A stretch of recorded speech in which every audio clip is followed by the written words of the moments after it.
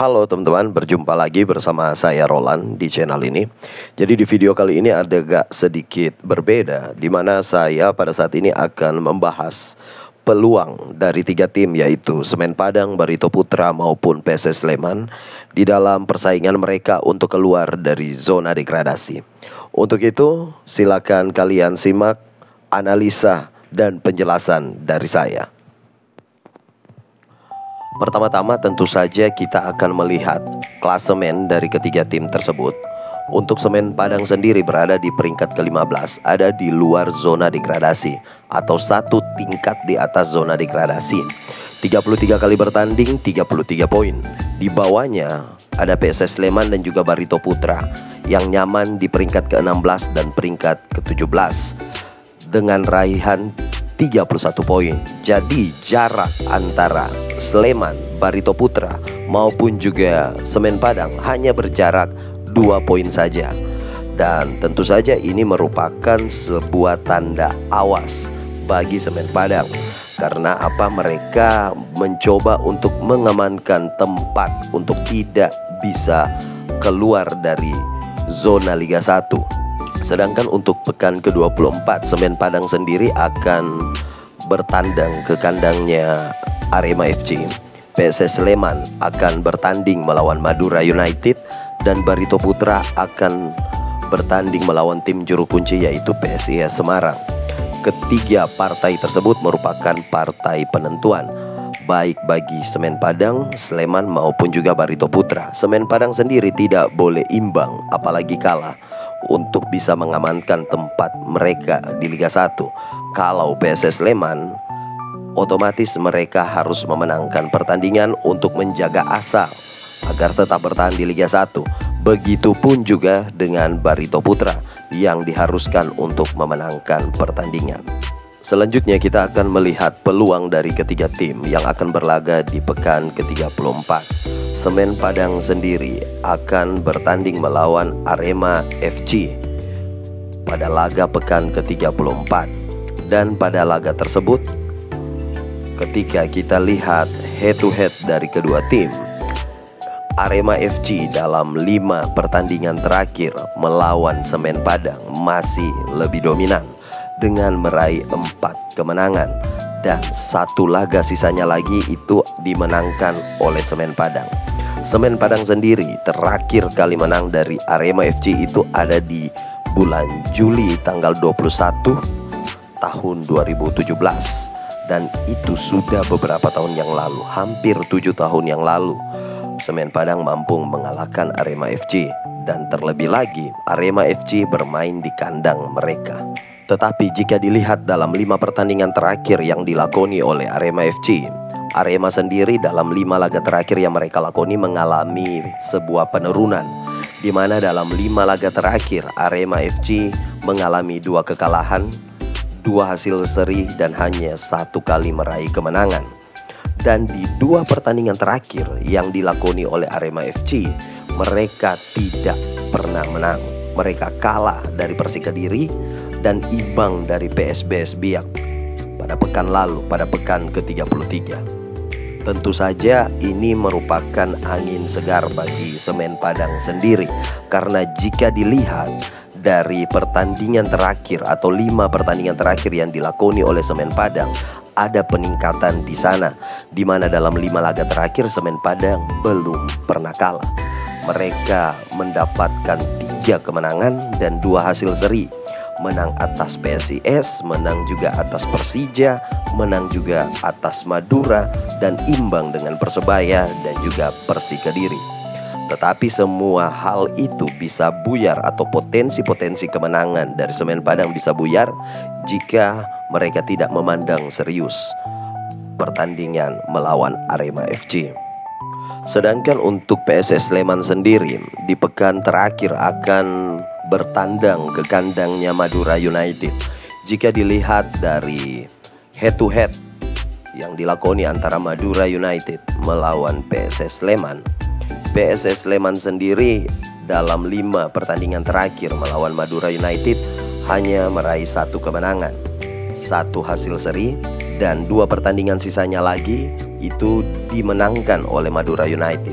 Tetapi dua kemenangan yang diraih oleh Madura United itu terjadi di tahun 2023 dan tahun 2022. Sedangkan pada pertemuan pertama di musim 2024-2025, PSS Sleman mampu menang dengan skor meyakinkan dari Madura United dengan skor 4-0.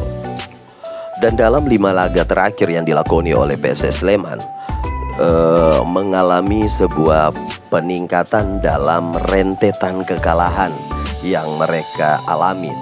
PSS Sleman kalah dalam 4 pertandingan beruntun ya, mulai dari tanggal 11 Maret sampai dengan tanggal 26 April mereka mengalami kekalahan. Tetapi selepas mereka kalah dari Persib Bandung dengan skor 3-0, PSS Sleman meraih kemenangan 3 kali beruntun, di mana PSS Sleman menang atas PSM Makassar dengan skor 3-1, menang juga dengan PSIS Semarang dengan skor 2-1, dan paling terbaru adalah mereka mampu membecundangi Persija Jakarta dengan skor 2-1. Tentu saja ini merupakan angin segar untuk skuad dari PSS Sleman. Tetapi bermain di luar kandang merupakan tantangan tersendiri bagi Sleman. Bagaimana mereka mampu untuk memenangkan pertandingan jika mereka keluar dari kandang mereka. Karena di 2 kemenangan yang mereka alami ketika mereka menang atas Makassar dan juga Persija Jakarta, mereka menang di kandang sendiri. Tentu saja ini menjadi sebuah motivasi terlebih bagi Peter Yustra yang dikenal sebagai pelatih top di Liga 1 Indonesia. Bagaimana dia bisa memenangkan pertandingan tersebut dan menjaga asa PSS Sleman untuk tetap bertahan di Liga 1. Dan jika dilihat dalam 5 pertandingan terakhir yang dilakoni oleh Madura United, Madura United sendiri dalam 5 pertandingan terakhir cukup dominan, di mana mereka meraih 3 kemenangan dan 2 kekalahan. Mereka menang atas Arema, mereka menang juga atas Persik Kediri, kalah dari Borneo, dan kalah dari Semen Padang. Dan pada pekan lalu mereka berhasil memenangkan pertandingan dengan sangat mengejutkan, tentu saja menang atas Bali United dengan skor 2-0. Pertandingan antara Madura United melawan PSS Sleman tentu saja menjadi pertandingan yang cukup seru untuk diikuti, karena baik Madura ataupun PSS Sleman nampaknya tidak akan saling mengalah dalam pertandingan tersebut. Dan siapa yang mampu memanfaatkan kondisi yang ada, dialah yang bisa memenangkan pertandingan tersebut. Sedangkan untuk peluang Barito Putra sendiri, nah Barito Putra ini di pekan terakhir akan bertanding melawan salah satu tim pesakitan ya, yang bisa dikatakan seperti itu, karena PSIS Semarang sudah dipastikan turun kasta ke Liga 2.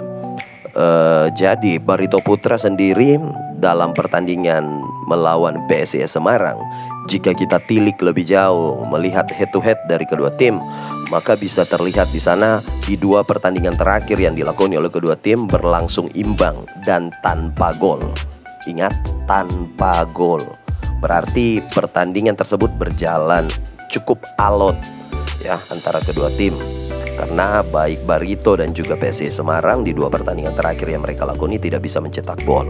Sedangkan untuk pertandingan ketiga, PSIS Semarang berhasil memenangkan pertandingan dari Barito Putra. Itu pun terjadi di tahun 2023. Sedangkan Barito Putra sendiri berhasil menang dari PSIS Semarang dengan skor cukup meyakinkan 3-0 yang terjadi pada tahun 2023. Dan saya rasa di pertandingan antara Barito Putra melawan PSIS Semarang ini adalah pertandingan yang cukup berimbang untuk kedua tim.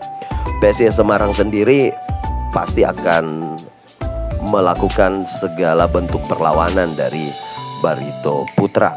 Tetapi kalau kita lihat dari 5 pertandingan terakhir yang dilakoni oleh PSIS Semarang, mereka tidak pernah meraih poin sedikit pun dalam 5 pertandingan terakhir.